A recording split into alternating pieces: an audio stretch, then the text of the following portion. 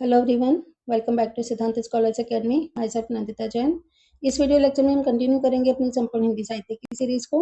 आज का टॉपिक है भारतेंदु और हिंदी नवजागरण कि भारतेंदु जी कौन थे और हिंदी नवजागरण में उनका क्या योगदान रहा।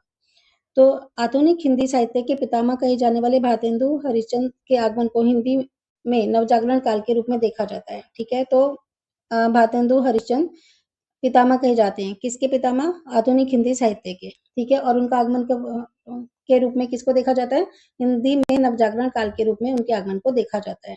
भारतीय नवजागरण से बंगाल का सर्वप्रथम परिचय हुआ। तो भारतीय नवजागरण कहाँ से शुरू हुआ था? बंगाल से। राजा राममोहन राय ने भारत में आधुनिकता की नींव रखी। यहाँ से भी क्वेश्चन आता है कि भारत में आधुनिकता की नींव किसने रखी थी? वो रखी थी राजा राममोहन राय ने। हिंदी में यह कार्य भारतेंदु हरिश्चंद्र ने किया था। तो अगर भारत में आधुनिकता की नींव रखने की बात कही जाए तो वो राजा राममोहन राय ने रखी थी, लेकिन हिंदी में आधुनिकता की नींव किसने रखी थी? भारतेंदु हरिश्चंद्र ने। प्रथम स्वतंत्रता संग्राम 1857 में हुआ था और इस विद्रोह के पश्चात ही हिंदी नवजागरण का आरंभ हुआ। स्वतंत्रता संग्राम का पहला विद्रोह तो नाकाम रहा, लेकिन यह भारत में आधुनिकता की सोच का गवाह रहा। ठीक है, तो हिंदी में आधुनिकता का जो परिचय हुआ था प्रथम स्वतंत्रता संग्राम के बाद ही हुआ था।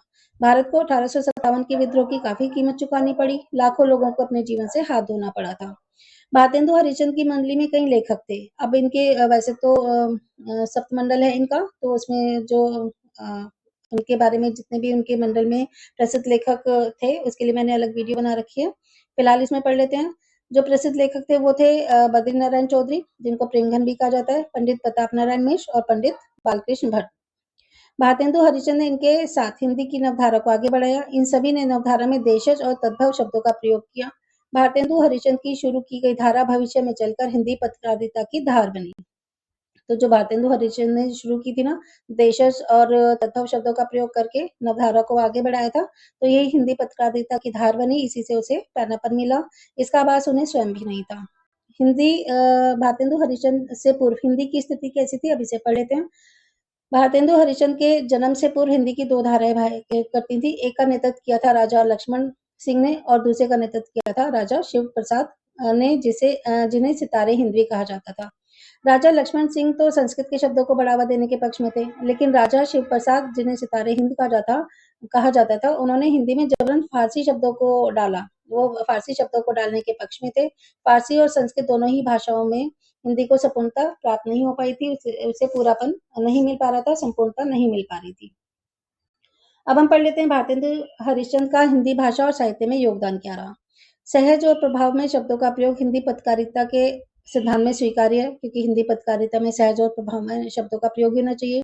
इसका प्रारंभ करने वाले भारतेंदु हरिश्चंद्र ही थे। इसका प्रभाव ये हुआ कि हिंदी भाषा से बहुशील शब्दों को दूर कर दिया गया। भारतेंदु हरिश्चंद्र हिंदी की सभी विधाओं में निपुण थे। हिंदी की अनेक विधाएं होती हैं, जैसे कि कविताएं, नाटक, कथा, आलोचना, रिपोर्टाज, निबंध। ये सभी भारतीय विधाओं का हिंदी की सभी विधाओं का भारतेंदु जी ने इस्तेमाल किया था। वो इन सब विधाओं में निपुण थे और साथ ही साथ उन्होंने पत्रकारिता भी की थी।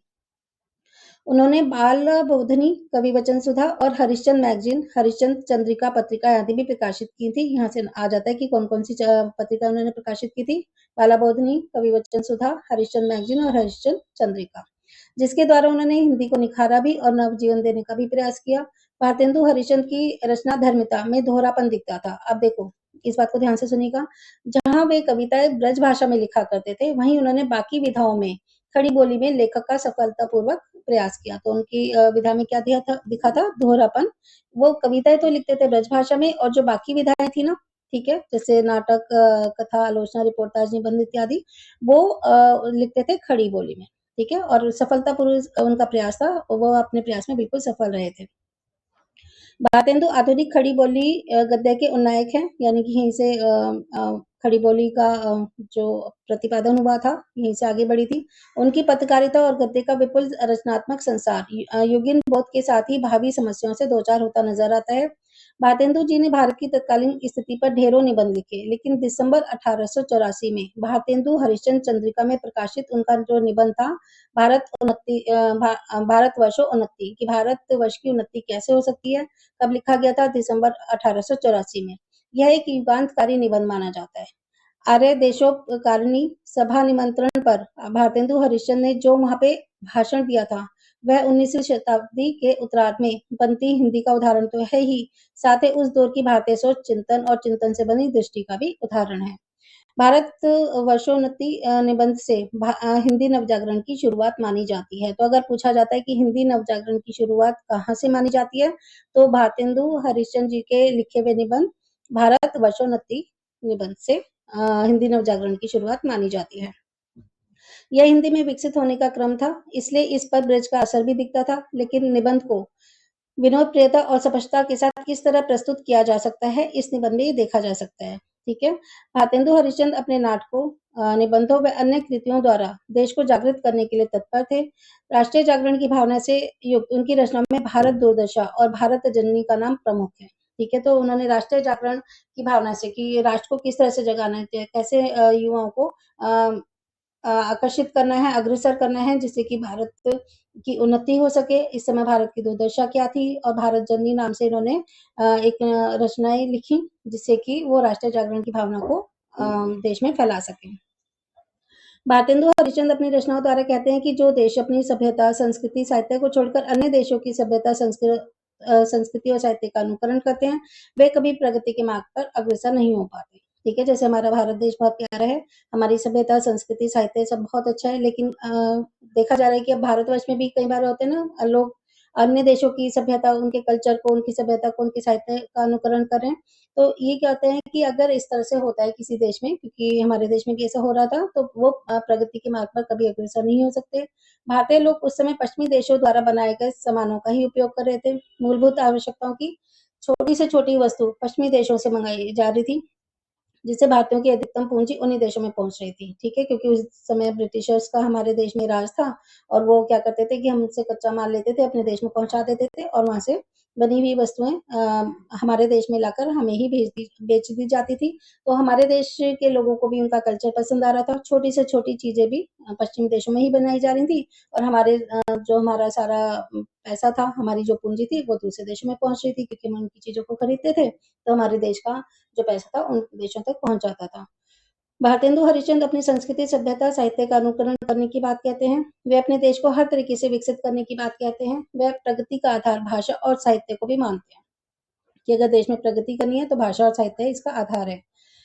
इसलिए वे अपनी भाषा को उन्नति की बात करते हैं कि अपनी भाषा की उन्नति होनी चाहिए। हमारे देश में भी होता है ना, सब अंग्रेजी की तरफ भागते हैं, अंग्रेजी सीखेंगे, फ्रेंच सीखेंगे। सीखना अच्छी बात है, आना सबको चाहिए, लेकिन अपनी भाषा को उन्नति के स्तर पर ले जाना चाहिए।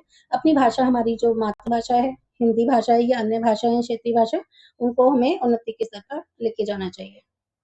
भारतेंदु हरिश्चंद्र ने कुछ आप बीती कुछ जग बीती नाम से हिंदी का उपन्यास लिखना आरंभ किया था। यहाँ से भी क्वेश्चन बनता है कॉम्पिटिटिव एग्जाम में, कुछ आप बीती कुछ जग बीती। यहाँ से हिंदी का उपन्यास लिखना आरंभ किया था, लेकिन उनके निधन के कारण उनका सपना अधूरा ही रह गया, क्योंकि उनकी जो मृत्यु थी बहुत ही कम उम्र में हो गई थी। भारतेंदु हरिश्चंद्र ने अपने प्रभावशाली काव्य भी रचा था। बहुत अच्छा काव्य था इनका, बहुत ही प्रभावशाली था। वह आधुनिकता के प्रचारक थे, परंतु उनके काव्य में पारंपरिकता बोध भी नजर आता है। ठीक है। तो आधुनिकता यानी कि मॉडर्न की तरफ तो थे कि भाई मॉडर्न होना चाहिए। ठीक है। लेकिन उनकी पारंपरिक यानी जो ट्रेडिशनल बोध था ना, वो भी नजर आता था उनके काव्य में। नए शब्दों का भी उन्होंने प्रयोग किया, लेकिन पुराने शब्दों को भी वो इस्तेमाल करते थे। भारतेंदु हरिश्चंद्र की यदि अकाल मृत्यु नहीं हुई होती, तो वह साहित्य और भाषा के लिए अविस्मरणीय कार्य करते रहते, क्योंकि इतनी कम एज में उनकी डेथ हो गई थी। अगर उनकी डेथ नहीं हुई होती, तो उस समय वो बहुत ही अच्छा कार्य करते साहित्य और भाषा के क्षेत्र में। लेकिन हिंदी भाषा, हिंदी जागरण पर जब भी विचार होगा, भारतेंदु हरिश्चंद्र के बिना वह अधूरा ही समझा जाएगा, क्योंकि इतना अच्छा योगदान था उनका हिंदी साहित्य में, हिंदी नवजागरण में। तो उनके बिना ये ज्ञान बिल्कुल अधूरा होगा, ये विचार बिल्कुल अधूरा होगा।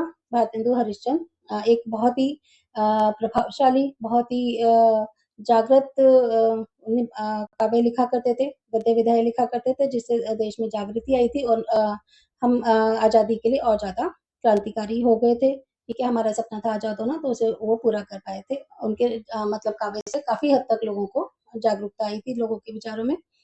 हमारा नेक्स्ट टॉपिक होगा महावीर प्रसाद द्विवेदी और हिंदी नवजागरण। इसे हम अगली वीडियो में पढ़ेंगे। हर टॉपिक की अलग अलग वीडियो बनेंगी।